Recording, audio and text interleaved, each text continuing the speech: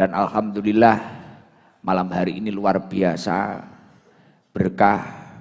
Beberapa hari ini yang ramai di TikTok, alhamdulillah saya kedatangan sahabat baru saya, panjenenganipun Pak Muhammad Tito Adrianto, yang ada di kanan saya, salah satu pejabat pemerintah yang berbobot. Luar biasa.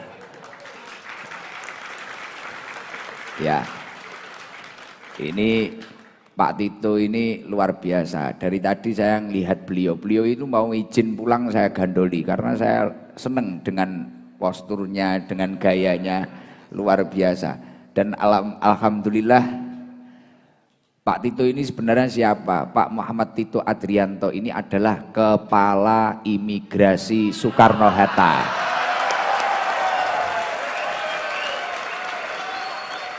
Tepuk tangan buat Pak Tito. Semoga Pak Tito ini sehat panjang umur, dalam lindungan Allah, dan dimudahkan dalam setiap urusannya. Beliau perjuangan ingin silaturahmi ke kita, ingin ikut pengajian kita, nyampe Jakarta, nyampe Kediri, itu tadi pagi jam 9. Istirahat bentar, kemudian datang ke sini dan alhamdulillah sekarang sudah dapat gelang dari Bunyai. Luar biasa. Insya Allah semugi-mugi jabatannya ditoto karo Gusti Allah. Alhamdulillah. Dan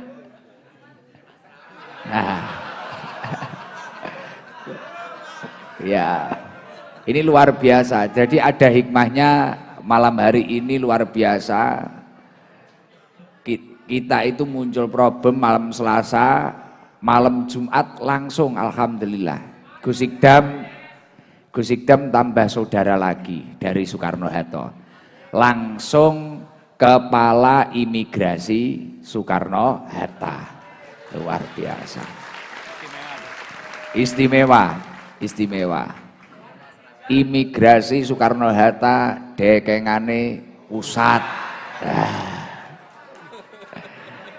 Dan alhamdulillah malam hari ini kita juga kedatangan Pak Yudhistira. Beliau yang pernah datang ke sini, Kepala Imigrasi Blitar. Ini sebelahnya Pak Tito, luar biasa. Dan alhamdulillah kita juga kedatangan Pak Denny, sebelahnya Pak Yudhistira. Beliau adalah Kepala Imigrasi Kediri.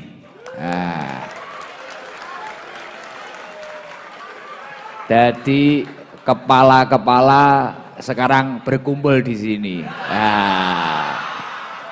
Luar biasa, alhamdulillah. Semoga para pemimpin-pemimpin kita ini senantiasa dalam lindungan Allah Subhanahu wa taala.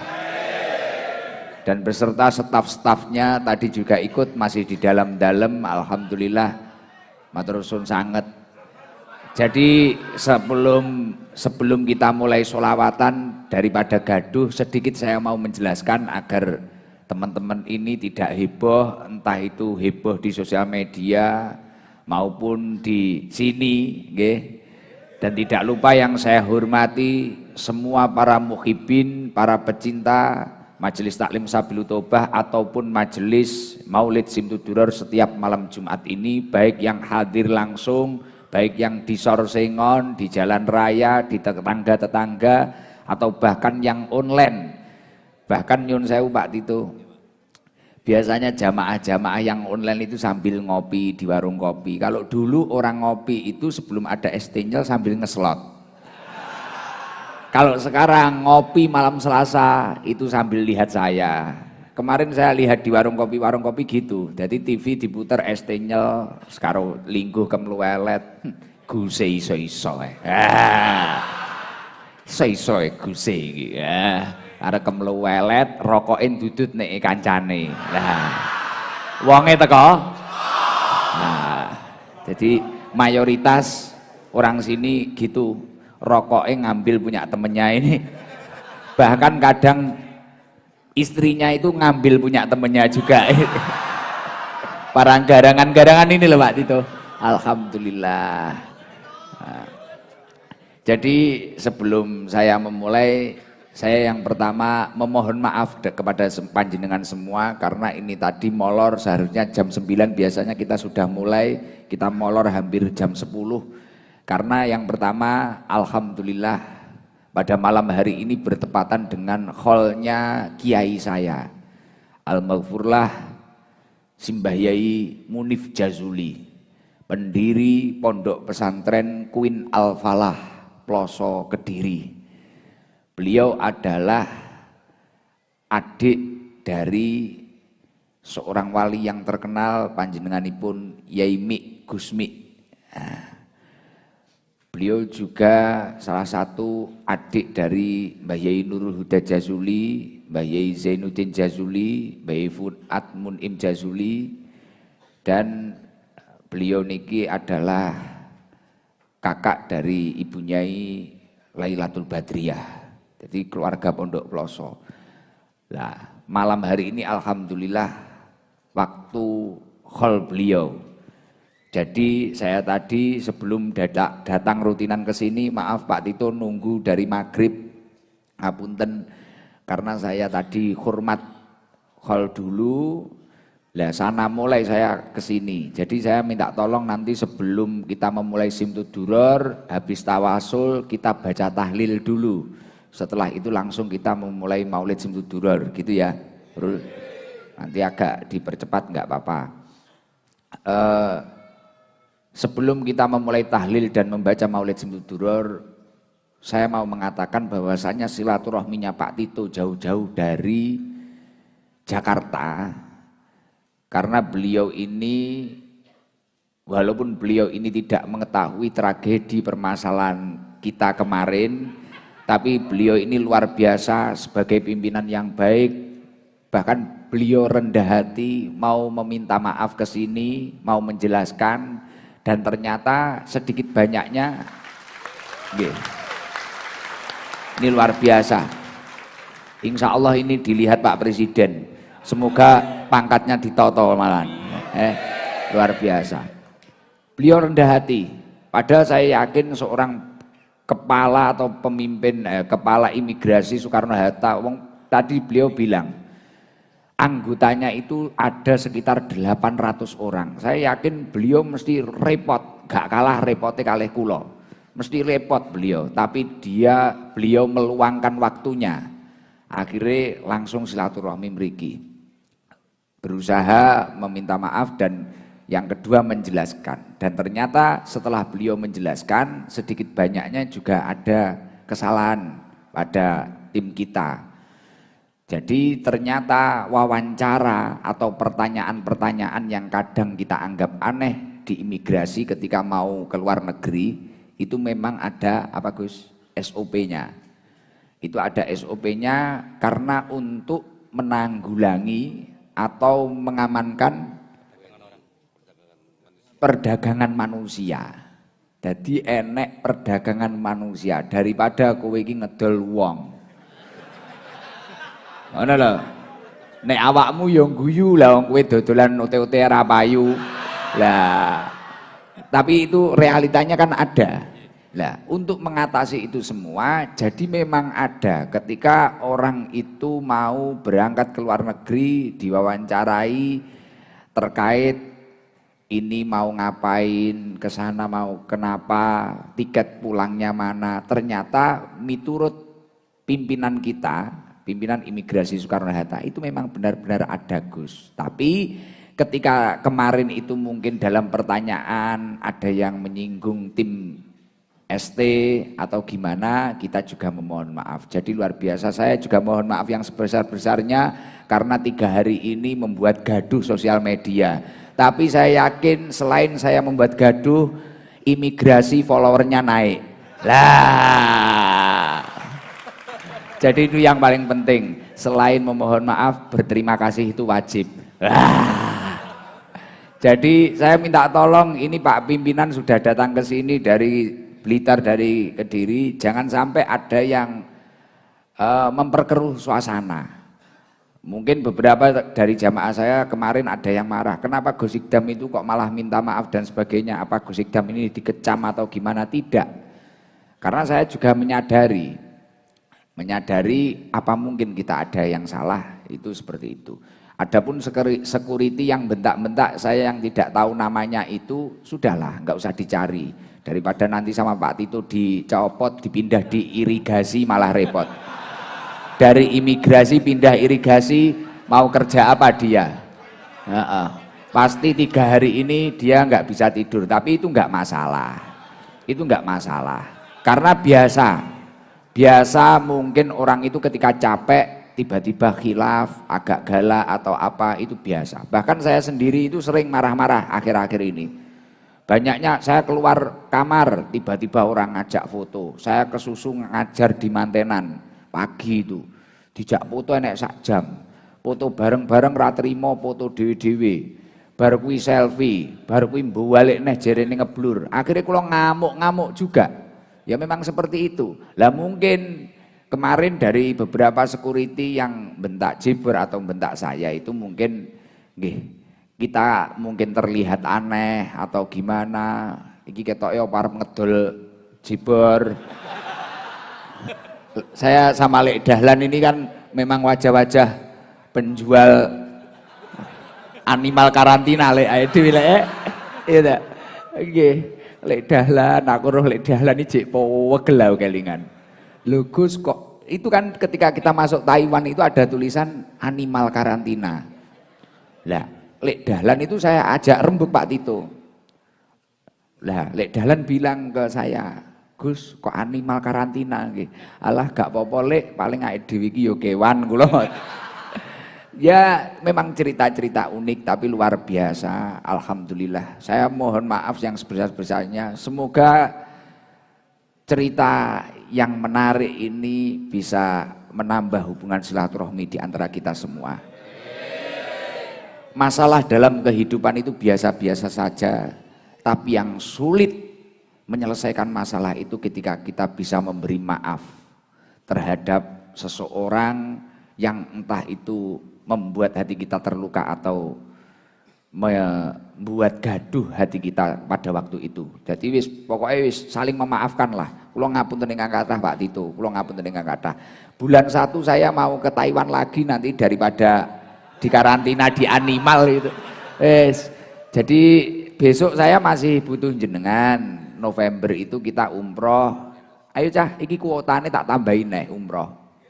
November iki lho tanggal 6, iki kuotane tak tambahin neh. Wis daripada kowe nyonya nyanyi karaoke ra jelas. Wis mangkat ngono ae cah. Lumayan wis ngopi-ngopi ning kono, Pak. Mosok storymu mek ning kono ae, Beh. Ning warung-warung CT-CT kuwi gek panggah hutang ae. Umroh mbok menawa wis jodoh tambah toto ngono lho, Cah. Niki kuotane tak tambahi, jek enek 50 kursi, wis ndang digas neh yang kemarin mungkin tertolak atau apa. Kemarin saya sudah nelpon travel, jadi nanti insya Allah 200 orang kita. Yaitu yang 50% garangan semua. Nanti ya, setelah itu bulan 1 kita berangkat ke Taiwan lagi. Ya, nanti insya Allah agak luas lah.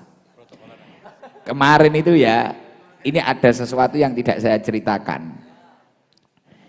Setelah dari imigrasi itu, ketika saya bertemu dengan itu terus jangan dicari. Wah ini toh namanya Afwan, Akwan. Itu salah, bukan itu. Anaknya itu pakai kacamata kemarin. Anaknya pakai kacamata, bukan itu. Sekarang malah pimpinan apa itu diwapluti. Wah iki tuh jenenge Afwan. Oke. Jangan kayak gitu. Jangan kayak gitu, itu salah nanti ya. Ini saya mau cerita sedikit.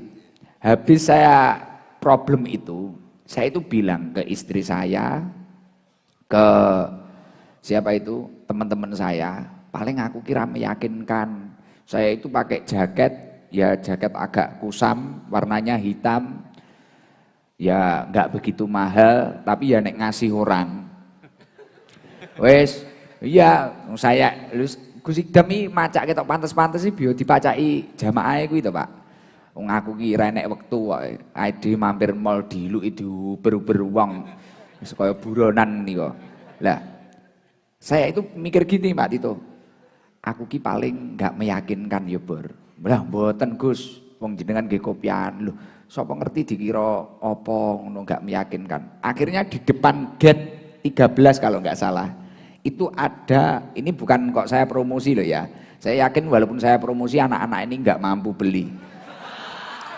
Jadi di depan gate 13 itu ada konternya bos. Nah, baju-baju bos. Lah akhirnya saya bilang ke istri saya, aku paling ram yakinkan loh. Lah kenapa bah terusan? Jajal, aku tak tuku jaket ning kono tak salin. Gin ketok meyakinkan. Engko iki nek pomo diomongne pembicara ning Taiwan iki disangka raine wis pantes. Lah awak koru kaya cacingen kaya ngene ya ngono. Gek jaketnya rodok ketok buluk, itu jaket yang biasanya saya buat reading pakai ninja itu, kadang ke sawah ya pakai itu saya itu nggak mikir pakaian mahal atau nggak mahal, nggak mikir saya itu, wong ya nek beliin orang. Akhirnya saya masuk ke bos sama istri saya sama Jibor, lek dalan tak panggil, lek kesini lek, kabeh bodo milih, niki mawon Gus niki mawon, wah iki apik, aku yang ngono, wes ketoke nek aku nggawe iki engko ra sidok radinya uang kalau gitu. Akhirnya saya mau beli, ternyata harganya 10 juta. Karo lek dalan dibuka bandrole 10 juta Gus. Wah gak masalah, tapi yo aja kuwi aku yo. Gak masalah Pak, gak masalah. ATM Gusmu unlimited saldonya. Tapi ngene lek nek iso aja kuwi aku ya ngono. Weh, ae dhewe aja sampe kentekan dhuwit dhisik iya ta. Infone ning Taiwan mangan apa ora ngerti nggih ta Pak Haji ya.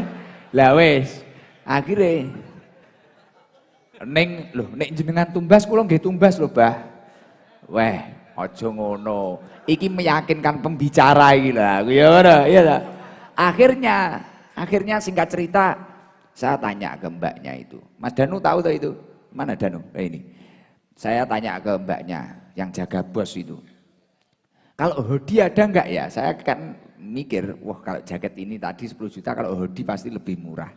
Akhirnya cari yang hoodie saja. Makanya saya berangkat dari Jakarta pakai jaket hitam, turun dari Taiwan pakai jaket coklat toh. Itu beli di depan gate, barokahnya anak buah jenengan itu. Nah, akhirnya saya beli yang warna coklat itu. Alhamdulillah harganya agak miring, 3.600.000. Mari bayar gue tuh now. Kok larang men iki aku ya ngono. Tapi wis ora apa-apa lah daripada ide di penjara kaya Cak Percil lah aku ya. Karena saya punya temen yang dagelan itu loh. Itu teman saya Cak Percil itu pernah di Hong Kong ya. Di Hong Kong itu di penjara. Lah saya bingung, bah iki kok nek ra meyakinkan aku kak awor guguk ya repot gitu loh kita. Alhamdulillah singkat cerita seperti itu dan akhirnya kita bisa masuk dan luar biasa. Jadi saya mohon maaf